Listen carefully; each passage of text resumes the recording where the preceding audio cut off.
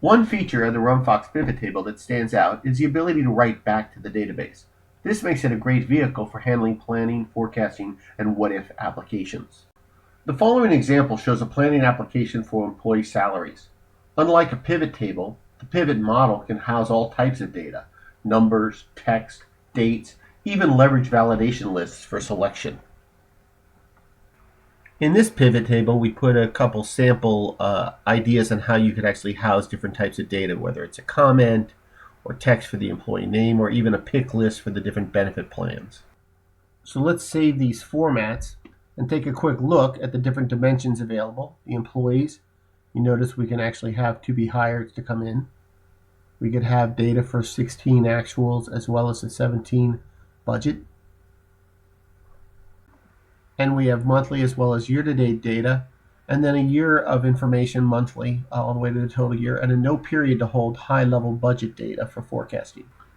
So let's jump over to the rules, and we can see we've categorized ones as budget calcs or model calcs.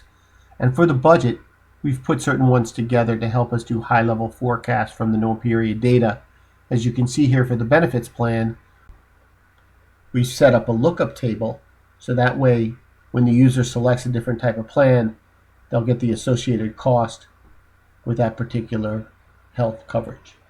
Let's take a look at the model rules traversing all the years. For FICA, you can write powerful if logic that calculates the right FICA given your salary level through the year. As well, you can utilize the scenario name to capture the year to look up. So for example, let's go back to the scenario dimension, and as you can see, the first 7 characters, if we capture those, that'll help us in passing that to the lookup table to utilize the right numbers for FICA. So let's jump over to the views and open up one of the views we've already pre-built, which is a budget input form.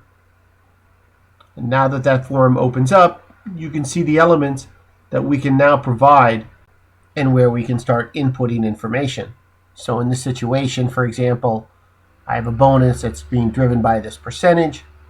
If I put in, for example, 5%, and then go back to the database and send all this data, boom, it goes back in effect. If I hit write back and turn it on so write back is always on, I can now start entering input data. So let's start keying in some information. You can see the bonus here. Let's add the East new hire. It's going to be a to be hire. Let's pick a health plan from the data validation list.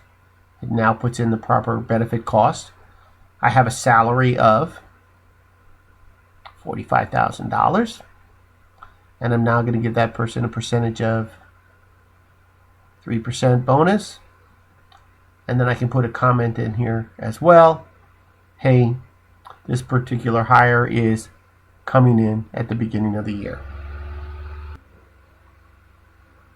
Let's jump over to our other to be hired.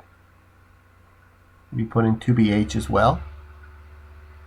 Pick a healthcare plan for them. Drop in a percentage bonus and a salary. And again, putting commentary into the database. So unlike a pivot table, the pivot model allows you to write back and put data of numeric, text, or dates. So let's jump from the budget input form and open up a salary report that we've put together. It shows us the salaries by employee. Let's minimize the dimension selector panel. And now we're looking at this. We can see our total salary and bonuses. You see the bonus coming in December. We can jump to different employees. We can look at total East. We can look at an individual employee at this point, and you can see what's right back and what's actually calculated. We can jump over to the 2017 budget, drop into an employee, look at monthly as well as year to date, and you can see the salary increasing over time. So you can see our new hire. There's the $45,000 salary that we provided and the bonus. And as you can see down here, here's the computed FICA.